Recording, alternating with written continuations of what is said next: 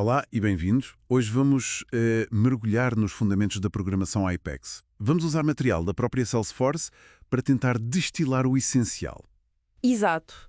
A ideia é pegar nos conceitos base para quem está a começar ou mesmo a querer rever a matéria. Perfeito. Então, para começar mesmo do início, o que é isto do Apex? Podemos pensar nela como uma linguagem. A sintaxe lembra Java, não é? Sim, faz lembrar Java. Mas funciona mais como store de procedures numa base de dados. A função dela é adicionar lógica de negócio. Coisas que acontecem na plataforma Salesforce. Tipo, cliques em botões quando se atualiza um registro. Percebo. Dar mais inteligência à plataforma para além da configuração normal. É isso. E as características são chave aqui. Primeiro, corre na plataforma Lightning. É hosted. Depois, é orientada a objetos. Suporta classes, herança, o habitual. Certo. Referências logo na compilação, ajuda a apanhar erros cedo. Uhum. E talvez o mais distintivo é multi-tenant aware. Multi-tenant aware, isso tem a ver com o facto de correr num ambiente partilhado, certo? Com vários inquilinos. Exatamente. Lá está, o Apex impõe limites muito rigorosos, os governor limits. Basicamente, é para garantir que o teu código não monopolize os recursos, porque estão todos a usar a mesma infraestrutura. É como viver num prédio, não se pode gastar a água toda. Precisamente. Obriga a pensar em eficiência desde o início. E depois, claro, integração com a base de dados, transações com rollback, fácil de usar por ser parecida com Java, testes fáceis, versionamento.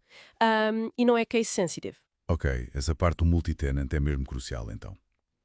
E como outras linguagens orientadas a objetos têm classes, interfaces, listas, essas coisas? Sim, tem as coleções normais, listas, sets, maps. Mas onde é que ela difere mesmo? Disseste que é feita para a cloud. Tem triggers, não é? Como nas bases de dados. Tem trigger, sim, código que dispara automaticamente com operações na base de dados, como um insert ou update, e comandos diretos para manipular dados, o DML, e linguagens de consulta próprias, o SOCL, tipo SQL, e o SOSL para pesquisa de texto. E as transações que mencionaste, com o rollback. Se algo falhar a meio, desfaz tudo. Exato, garante a integridade dos dados. Tem também um modificador global para pacotes e o versionamento do código contra APIs da Salesforce. Faz sentido. E falando em dados e coleções, mencionaste as listas. São muito usadas? São talvez as mais comuns. São coleções ordenadas de elementos do mesmo tipo.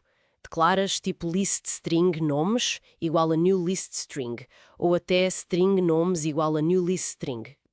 Como um array. Isso. Para adicionar, usas .add. Para aceder, ou usas o índice, tipo nome 0, ou o método .getZero. Simples. Ok. Mas isto tudo assim, falado, um exemplo ajudava. O material tinha não tinha? Uma classe Email Manager. Tinha sim. Um bom exemplo prático. Então, a ideia é ir à Developer Console, na Salesforce, criar uma nova Apex Class chamada Email Manager. E colar lá o código. Exato. E essa classe tinha um método público, o SendMail, que usa as funções da plataforma para enviar e-mails, e um privado, Inspect Results, para verificar se correu bem.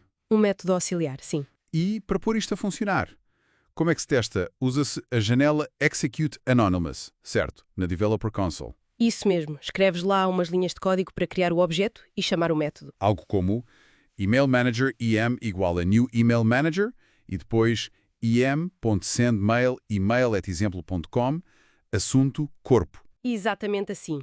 Executas e depois vais ver o e-mail e, muito importante, os debug logs. Os logs, para ver o que aconteceu por baixo do capô. Claro, mostram tudo, incluindo as mensagens que pões com system.debug, como as do Inspect Results, a dizer se o e-mail foi enviado ou não. Dá para filtrar e tudo. Muito útil para depurar. E sobre esse SendMail, há uma otimização interessante que o material refere. Métodos estáticos. Se o método não precisa de aceder a nada específico da instância da classe, tipo nenhuma variável do EMV, pode ser estático. E qual é a vantagem? É que podes chamá-lo diretamente a partir da classe sem criar um objeto. Fica mais simples. emailmanager.sendmail.degeriu. Bem mais direto. Boa dica. Não precisas do passo intermédio de criar o objeto. E para quem quer começar a escrever este código, as ferramentas são... Bem, as principais são as Salesforce Extensions para o Visual Studio Code, que é, mais completo, ou então a Developer Console, que corre diretamente no browser, dentro da Salesforce. É mais básica, mas funciona para começar. Ok. Então, para recapitular, Apex, linguagem orientada a objetos, específica da Salesforce, muito ligada à base de dados, desenhada para a cloud e o tal ambiente multi-tenant. Exato. Vimos como criar classes, métodos, incluindo os estáticos, usar coleções, como as listas, e como depurar com os logs. No fundo, o Apex é o que te permite ir além do que consegues fazer só com cliques na configuração da Salesforce. Permite criar automações mesmo complexas, lógicas de negócio muito específicas. É fundamental para muitas implementações. A forma como lida com dados e transações é central. Faz todo o sentido. E para fechar, talvez deixar aqui uma pergunta para pensarmos um pouco, sabendo que o Apex funciona neste ambiente partilhado, o multi-tenant, com limites de execução tão rigorosos para não prejudicar os outros, vizinhos, de que forma é que isto nos obriga, enquanto programadores, a pensar na eficiência e na otimização do código de uma maneira diferente do que faríamos se estivéssemos a desenvolver para um ambiente só nosso, dedicado?